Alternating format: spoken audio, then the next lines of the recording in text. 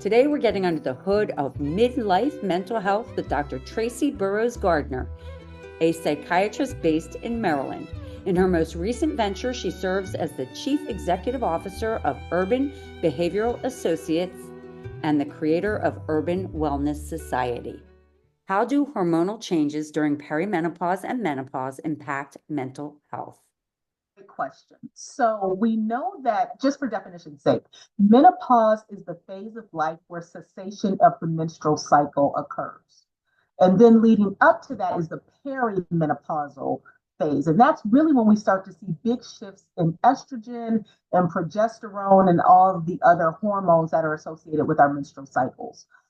Now, why exactly that leads to mental health changes, we're still studying. We're still not exactly sure, but we do know that these shifts can absolutely lead to changes in mood, anxiety, irritability, etc. And of course, to make it even more complicated, it's not just the shift in hormones, it's also just the changing of that time of life that can impact a woman's mood and anxiety levels. What are some of the most common mental health challenges women face in midlife? The two biggest ones that I think about are depression and anxiety, right? So when we talk about depression, we don't just talk about sadness because we all experience sadness at some phase of life. But depression really is when the mood starts to dip so low that it impacts our functioning. So our sleep is altered, our appetite is altered, hopelessness and helplessness starts to kick in. We don't have the motivation we normally do to get things done. We don't find the enjoyment in life that we used to. So those are all of the things that I think about when I think about depression. Then we also have anxiety. And, a lot of my patients always ask me, well, Dr. Burroughs, what do you mean when you ask me, am I feeling anxious? Great question for that. So anxiety for some people is nervousness, worry, being on edge, being just kind of feeling like your skin is crawling all of the time. Or as I say sometimes when I work with my young people, ready, set, just waiting for go, just waiting for that one thing to kind of cause you to explode. That can be anxiety. So those are the two biggest things that I see, but they're not the only things that I see. Oftentimes, I also have women say, Dr. Burroughs, I just can't remember things the way I used to. Do I have Alzheimer's? And normally it is not early onset Alzheimer's. But I get questions about, I can't remember, I can't focus on things, I'm losing my keys all the time. What on earth is wrong with me? Sometimes in those situations, we find out that, there was an ADHD or an attention deficit diagnosis that's probably been there your entire life. But because you've been high functioning, you've been intelligent and smart, you've been able to work around it. And now as life changes, it's a little more difficult to do that. So sometimes we're seeing ADHD coming about. Other times, though, just high stress levels, right, lead to this brain fog. I liken the mind to a computer, right? When it's overloaded, it just doesn't function as well. When we are stressed and worried about the kids and the parents and everything else, our brain just doesn't function as well. And so we tend to forget things. So those are kind of the four big areas that I see with mental health changes in the midlife. Can you speak to the connection between anxiety and depression and major life transitions at midlife? So I was always told when I was in my 20s that I would love it when I got to my 40s because I just wouldn't care about as much. Things wouldn't bother me as much. And while that is true, and I look forward to 50s and beyond, there are some stressors that come with life change and in this phase of life in particular. One of the big things that we talk about are the kids, right? So some of us don't have little kids anymore. We have older children. They're leaving the house. They're going off to college. They're living their own lives. And while we love that for them, we applaud that for them, we're now worrying about them in a way that we can't hold on to them under our nest anymore. So there's that. And then there's, what does my life look like now that I'm not raising children every day? Who is this person that's been living in the house with me for 18 years? Do I know this person anymore? Do they know me anymore? So that empty nest syndrome that we talk about is very real. And then oftentimes we also have aging parents, right? And now we are caretakers. We're not only concerned about their physical health, but it feels like, and I chuckle because I remember arguments that I would have with my mother about, no, you can't drive at night anymore. No, why aren't you eating better foods? And the tables were turning and they were turning into teenagers and we started to become the adult in this situation. So we're that sandwich generation. We're raising children and we're raising parents, and that's always stressful. In addition, we're often advancing in our career. So there's more work stress that comes with that. And sometimes we find that, you know what, this career that I've dedicated all of these years to does not bring me the joy and satisfaction that it used to. And so now, what on earth am I supposed to do? Right. So there's all these changes. And then there's just the physical changes that come with getting older. You know, skin starts to get a little looser, hair starts to turn gray, things start to get different. And we have to start to figure out, well, what does this new reality look like for me? I'm not 20 anymore. That's not a bad thing. But what does being 40 or 50 look like for me now? So all of these things start swirling in the atmosphere, which makes this time of life so exciting, but also very stressful sometimes. What are some early signs that a woman should consider speaking with a psychiatrist versus a therapist or in addition to one? Yeah, great question. So, as I said, we all get sad sometimes. Perfectly normal. We all get anxious. We all get irritable. We all get stressed. Those are all normal emotions to have. I always say it's time to get somebody else involved when either we're not functioning in life the way we want to, or when we start to feel that the emotions are starting to overtake us and we don't have control of them anymore. Those are the times when I say, you know what, it's time to get someone involved. Now, the question is, well, do I see a therapist? Do I see a life coach? Do I see a psychiatrist? Do I talk to my pastor? Who on earth should I see? And the answer to that is it depends. And sometimes it's hard to tell. Um, it's never wrong to start with a therapist. I think that therapy is one of the most helpful, beneficial tools that we have in kind of our armamentum of interventions. And so when you start to find that your mood is just slipping, you're just not finding joy the way that you used to. Your sleep is being impacted. Either you're not sleeping or you're sleeping too much. Your appetite is changing. Either you're not eating or you're overeating. You're anxious all the time. You're having panic attacks when that heart starts racing, difficulty breathing, stomach tied in knots, palms getting sweaty. Those are great times to say, you know what, maybe I need to talk to someone. Or when you start to have what we call ruminating thoughts, right? That thought that's just going over and over and over in your head, or intrusive thoughts, right? So a lot of times people come to see me and they say, Dr. Burroughs, am I crazy? I'm having a thought that maybe I should just drive into a tree. I don't want to kill myself. What is that about? That can be a sign of anxiety. That can be a sign of anxiety, and that's a great time to see somebody. And of course, if you're ever having thoughts about not wanting to be alone, wanting to take your own life, wanting to hurt yourself in any way, shape, or form, that's an immediate time to seek help. Right. And we know that sometimes those thoughts don't mean that you're going to act on them. Right. Sometimes I have patients that say, Dr. Rose, I don't want to kill myself, but these thoughts are there. And I often say, you know what, maybe that's your brain's check engine light telling you that something's not going right and we need to make a change. We need to make a change. But all of those things are signs to say, you know what, maybe I need to talk to somebody. Now, where does therapy versus psychiatry come in or medication come in? Because a lot of psychiatrists do conduct therapy. We often make that distinction, but a lot of psychiatrists do. I always say when the therapy is helping us process our feelings, but we're still having some of these, what we call neurovegetative signs. So sleep, appetite, energy, helplessness. We used to call it Siggy caps in residency, how we could remember all the signs of depression. That may mean a medication could be warranted. And that's when we want to get a psychiatrist involved. How do social expectations or internalized pressure affect women's mental wellness during this stage of life? I think that the pressure gets very high during this phase of life because the expectations are so great, right? We talked about caring for children, both in the home and outside of the home. We talked about caring for parents. We talked about work responsibilities. And oftentimes within our culture and society, the expectation is that the woman can carry it all, right? They can do the household management. They can make sure the children are okay. They can make sure the parents are okay. They can perform at work. And we are mere mortals, just like everybody else. And so in the midlife, those pressures start to get heavier. They start to get heavier, especially as we start to examine, where am I in life? Where did I think I was going to be at this phase of my life? What am I happy with? What do I want to change? And how do I go about doing that? So when you add all of that mental work that we're doing, combined with all the external work that we're being asked to do, the pressure just gets very, very high. The other problem is that oftentimes we isolate. Even when we're in the midst of other people, we isolate those thoughts because we feel like, well, maybe it's just me.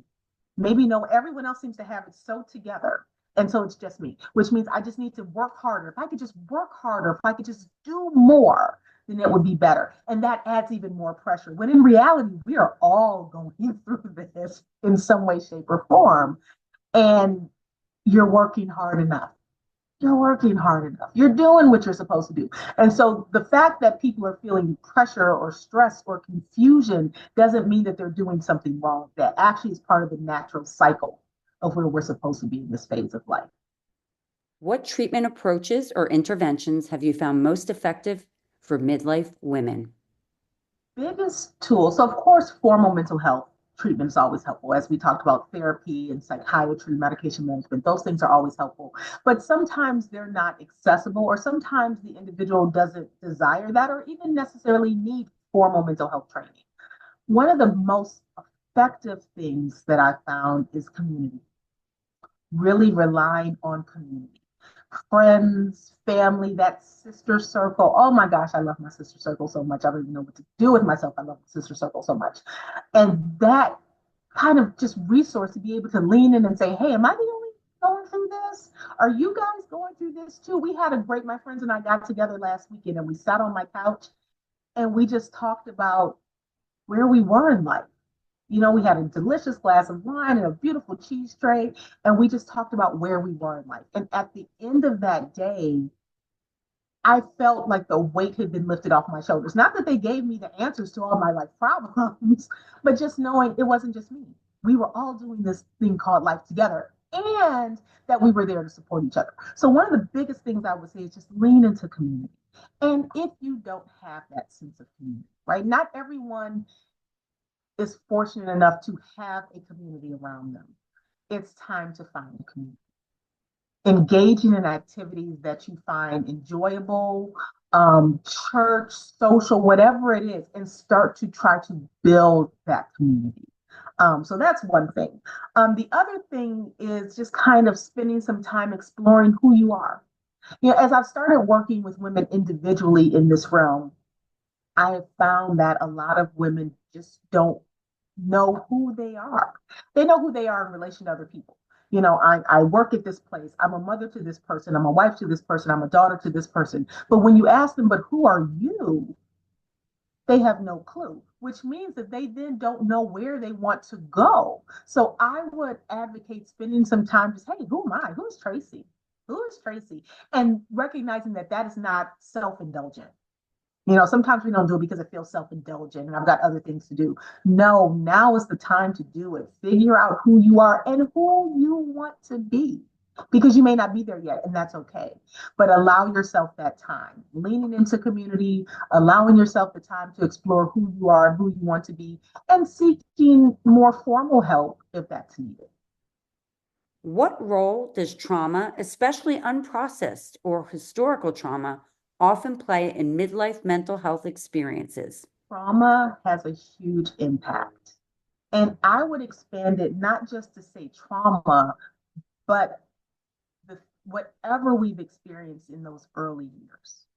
Um, there are a lot of psychologists and therapists and coaches that talk about how whatever understanding of the world we develop in our younger years colors and guides our actions in our older years. Some people call it the little, some people, call it their inner whatever. But basically what that means is at 4 or 5 years old, we start learning who we are in relation to the world and what the world means. And that doesn't change. It doesn't matter how much we grow and mature and experience, our foundation is still 4 or 5 years old. The problem with that is that our frontal lobe is not developed enough to be able to say, these lessons I'm getting are not good lessons. Even though my father tells me I'm worthless, I'm really not worthless. That's more on him and not on me. But 4-year-old doesn't understand that. And so when we get to be 45 and 50, we have worked so hard to counteract sometimes an unconscious message that we are not worthy. And so now we're at this midlife phase where we're trying to figure out who am I, what do I want to do, and what's going on. But we've got that unconscious tape playing that you're worthless, you're worthless, you're worthless, you're worthless. And so that colors everything we do. It's hard to make a life change and jump into a new arena if somehow deep down we feel like we're worthless because people that were tasked with caring for us told us that either directly or indirectly. So trauma absolutely has an impact. Now, some are fortunate enough that they've got solid foundations where they were poured into with positive affirmations and their environments kind of reinforce that. And it's still challenging in midlife, even if you have that. But again, if you're coming from a place of overcoming deficits or perceived deficits, it just makes this time of life more challenging.